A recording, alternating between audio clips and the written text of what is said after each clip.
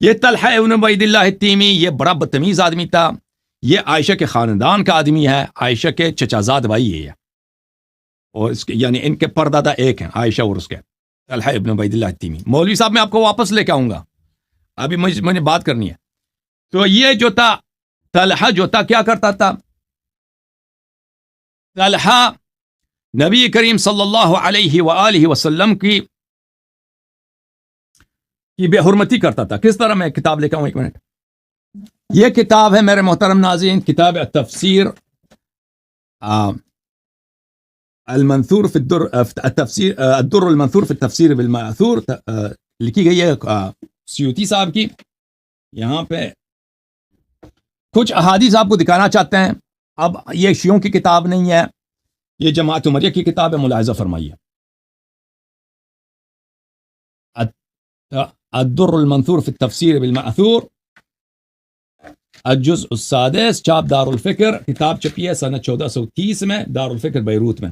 قادری صاحب یہ اچھی طرح سے سن لیں، صفحہ نمبر 639 یا ایھا الذین آمنوا لا تدخلوا بیوت النبی صلی اللہ علیہ وسلم، سورہ احزاب کی آیات ہیں۔ یہاں پہ یا ایھا الذین آمنوا لا تدخلوا بیوت النبی الا ان یؤذن لکم الی طعام غیر ناظرین اناہ ولکن اذا دعیتم فادخلوا فاذا طعمتم فانتشروا ولا مستأنسین لحدیث ان ذلکم کان یؤذی النبی صلی اللہ علیہ وآلہ وسلم فیستحیی منکم واللہ لا یستحیی من الحق۔ آیا یہ ہے کہ بغیر اجازت کے نبی صلی اللہ علیہ وسلم کے گھر میں نہ جایا کرو، جب وہ آپ کو بلائیں تو آیا کرو اور اپنی بات کرو، وہاں سے نکل جاؤ۔ نبی کریم صلی اللہ علیہ وسلم آپ سے حیا کرتے ہیں، آپ کو منع نہیں کرتے آنے سے بغیر اجازت کے، لیکن اللہ تعالیٰ حیا نہیں کرتا، یہ سبب اذیت رسول صلی اللہ علیہ وسلم ہے۔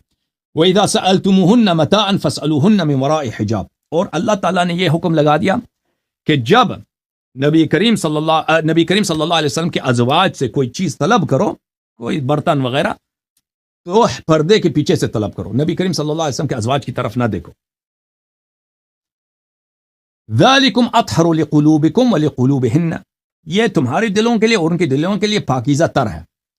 وَمَا كَانَ لَكُمْ أَن تُؤْذُوا رَسُولَ اللَّهِ صلی اللہ علیہ وآلہ، اور کسی کے لیے جائز نہیں ہے کہ نبی کریم صلی اللہ علیہ وسلم کی اذیت کریں۔ اچھی طرح سے سن لے قادری صاحب،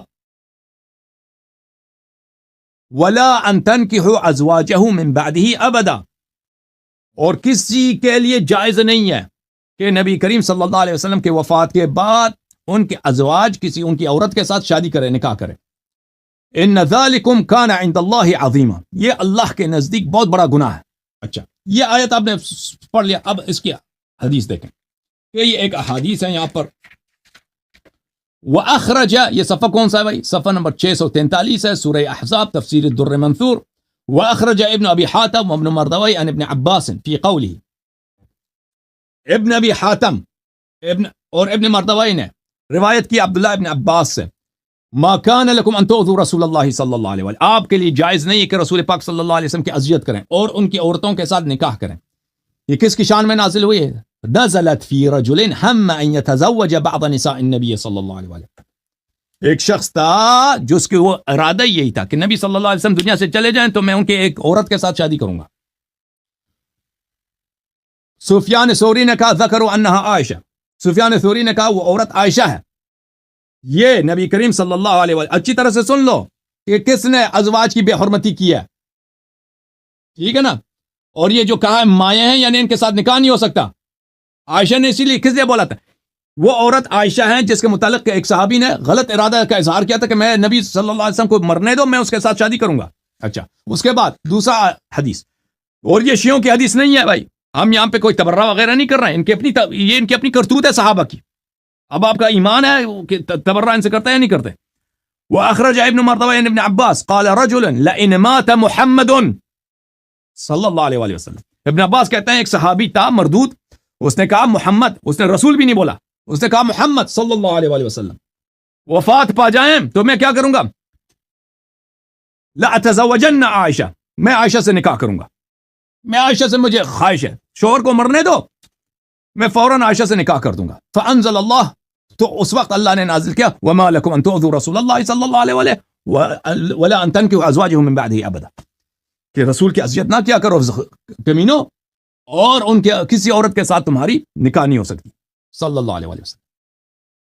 اخرج ابن جریر وابن ابی حاتم عبد الرحمن ابن زید ابن اسلم بلغ النبی صلی اللہ علیہ وآلہ وسلم. انہوں نے روایت کیا زید ابن اسلم سے جو بخاری مسلم کا راوی ہے کہ نبی کریم صلی اللہ علیہ وسلم کو ایک بہت بری خبر پہنچی ہے جو ان کی اذیت کے باعث ہے. ان رجلا یقول، ایک شخص ہے جو کہتا ہے ان توفی رسول اللہ صلی اللہ علیہ وآلہ تزوجت فلانة من بعده، کہ اگر پیغمبر صلی اللہ علیہ وسلم کی وفات ہو تو میں فلانیہ سے، فلانے سے میں شادی کروں گا.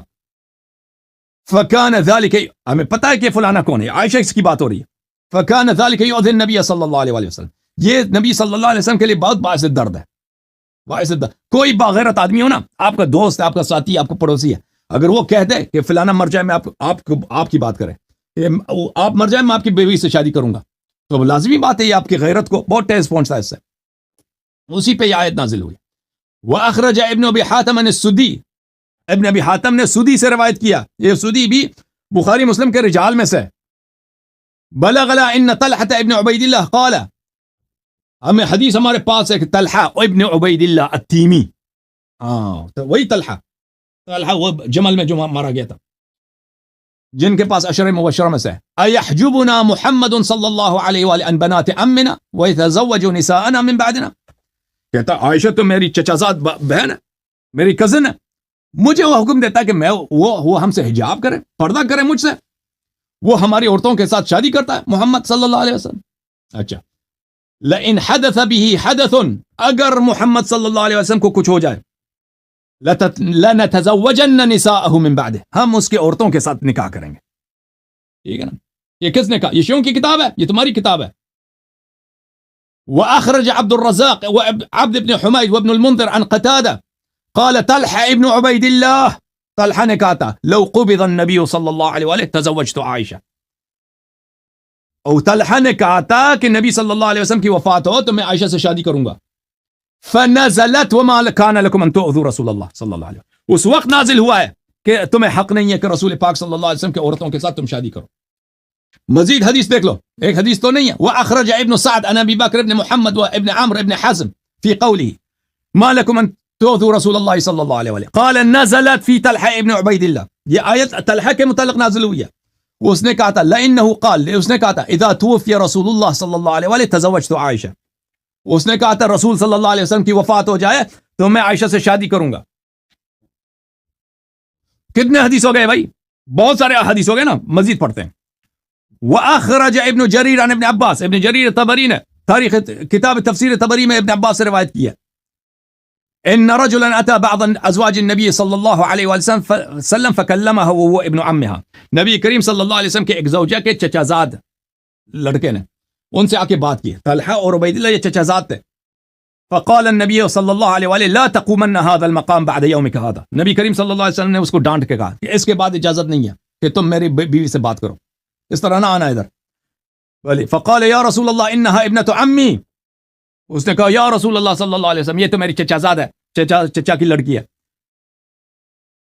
واللہ ما قلت لها منکرا ولا قالت لی، ہم نے آپس میں غلط بات نہیں کی ہے، ہم نے آپس میں غلط بات نہیں کی ہے. اس نے کہا قال النبی صلی اللہ علیہ وآلہ قد عرفت ذلك انه ليس احد اغیر من اللہ وانه ليس احد اغیر منی، رسول پاک صلی اللہ علیہ وسلم نے کہا مجھے پتہ ہے لیکن اللہ سے زیادہ غیرت مند کوئی نہیں ہے اور مجھ سے زیادہ غیرت والا آدمی کوئی نہیں ہے، میری بیوی سے بات نہ کرو. فمضى، وہ چلا گیا. ثم قال يمنعني من كلام ابنة عمي، اس نے کہا کہ یہ کیسا آدمی ہے، نبی کو بولا اس نے، یہ کیسا آدمی ہے مجھے منع کرتا کہ میں اپنی چچا زاد بہن سے بات نہ کروں. اچھا، بات نہ کروں، یہ مجھے کیسے منع کر سکتا ہے؟ اچھا،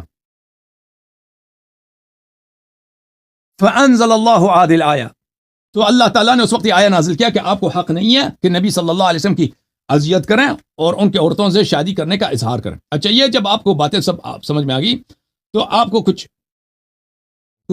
تفاسیر دکھا دیں. اب یہ مولوی صاحب کو لے کے آتے ہیں کیونکہ وہ ہماری بات کاٹتے ہیں بہت. یہ کتاب تفسیر البغوی، جلد نمبر 4، جلد نمبر 6. مصنف کون ہے؟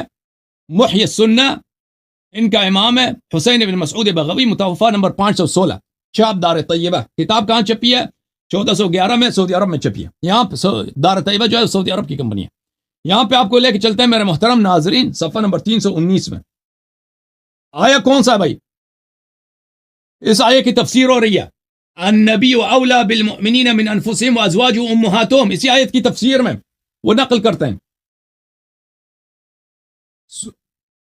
روى الشعبی عن مسروق ان امرأة قالت لعائشة يا أمه فقال لست بأمك لك بأم وإنما أم رجالكم فبان بهذا أن معنى هذه الأمومة تحريم نكاحهن. ایک عورت نے عائشہ سے کہا کہ اے میری ماں، تو عائشہ نے اس سے کہا کہ میں تیری ماں نہیں ہوں، میں صرف مردوں کی ماں ہوں. تو بغوی صاحب کہتا ہے اس سے پتہ چل جاتا ہے کہ امومہ کا مطلب امومہ کیا مطلب ہے؟ امومہ یعنی ماں ہونا، ماں پن، اردو میں کہیں گے ماں پن، مدرہڈ. اس مدرہڈ سے مراد کیا ہے؟ نکاح، تحریم نکاح، صرف تحریم نکاح مراد ہے. دوسری حدیث آپ کو، دوسری تفسیر آپ کو دکھاؤں. یہ کتاب شرح الشفاء للقاضی عیاض بشرح الملا علی قاری الحروی الحنفی، جزء نمبر 2. یہاں پہ ملاحظہ فرمائی، آپ کو لے کے چلتے ہیں صفحہ نمبر 82 میں. وَأَزْوَاجُهُ أُمُّهَاتُهُمْ تحریم نکاحهن بدلیل قوله تعالی ولا تنكحوا أزواجهم من بعده ابدا. اچھا، تو میرے محترم ناظرین، اگر اس آیت سے مراد اب اس آیت کا پس منظر آپ نے دیکھ لیا کہ اس آیت کا پس منظر بڑا ایک تلخ پس منظر ہے کہ وہ یہ لوگ جن صحابہ کی تکریم کرتے ہیں، وہ کہتے ہیں یہ صحابہ بڑے جان فدا تھے. رسول پاک صلی اللہ علیہ وسلم نے اپنی کتابوں میں لکھا ہے کہ یہ صحابہ غلط نظر سے، گندی نظروں سے رسول پاک صلی اللہ علیہ وسلم کی عورتوں کی طرف دیکھتے تھے. یہ صحابہ ان کی اپنی کتاب میں موجود ہے، اور رسول ان کے ایک حدیث نہیں، میں نے 10 احادیث آپ کو دکھا دی ہے، اور بہت کم دکھا دیے کہ یہ لوگ کہتے تھے کہ رسول پاک صلی اللہ علیہ وسلم کو مرنے دو، ہم ان کے عورتوں کو اٹھائیں گے. ٹھیک ہے نا؟ تو یہ تحریم نکاح نازل ہوئی ہے. وازواج امہاتہم، عائشہ کی خود اپنی بھی تفسیر رہی ہے اس آیت کی کہ اس کے سے مراد تحریم نکاح ہے.